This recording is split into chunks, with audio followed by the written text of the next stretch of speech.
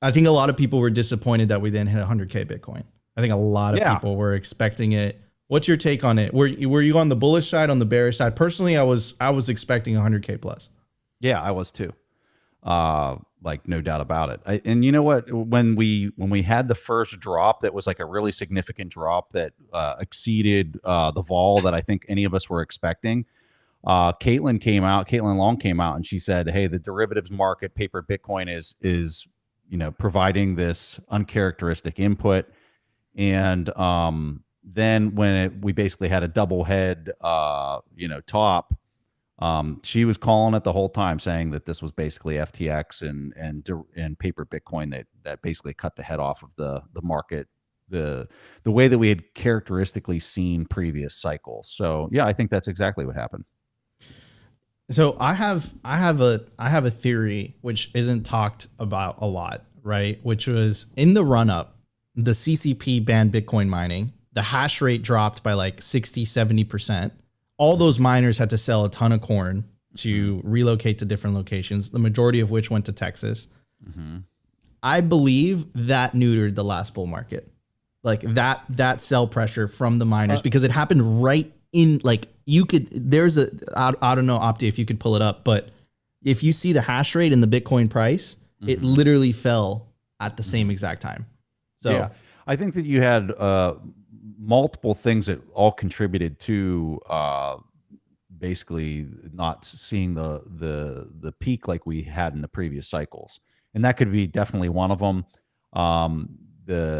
The amount of but that one only lasted for, I think that lasted for about a month, right, until the network reset itself. So you definitely had tons of difficulty that was in there that they were trying to offset. But yeah, it's kind of hard to go back and troubleshoot. Now, what I would focus on is, like, right now, I think that you have had way more consolidation of coins into really strong hands, because you basically had a year and a half of sell pressure or compression of the market that you might not have had naturally. So I think that what that's doing is it's actually setting up this next bull run to be maybe stronger or more aggressive than what would have naturally happened, because the way that it was manipulated or played with in the previous cycle. I'm curious if HODL would agree Yeah, with no, that. Press. I was gonna say, I was talking to somebody, a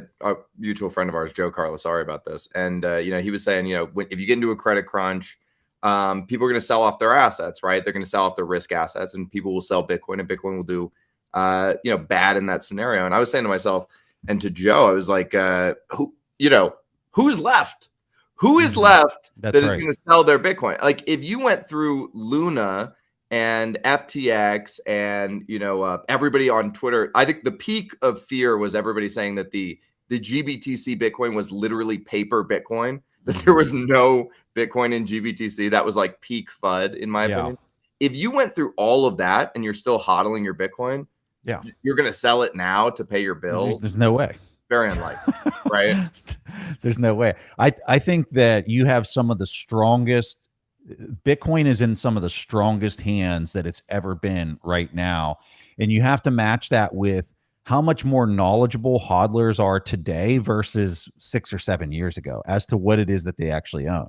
Like, the people that I know that have significant amounts of Bitcoin, they would literally laugh you out of the room right now if you suggested that they need to sell some of that for whatever reason. Like, their conviction is 10x what it was 5 years ago, and they're the ones squatting on a majority of the coins.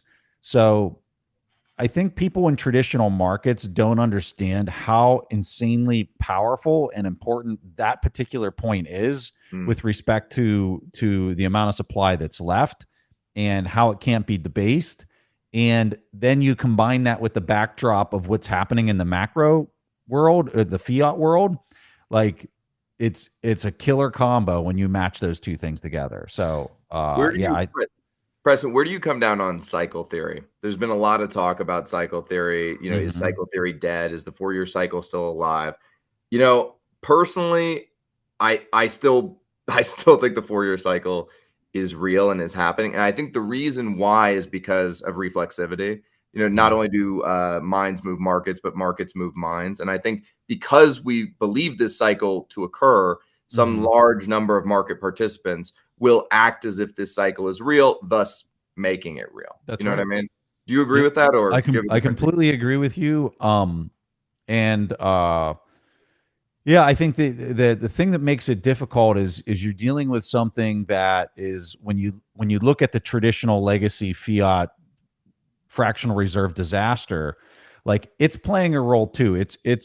They feed off of each other, right? And it goes down to the mindset as well. So you have like it's so complex, the two different systems, but as Bitcoin's market cap continues to grow, like its influence and its power is going to start to come to parity and match the legacy system. Now we're not like anywhere close to that right now.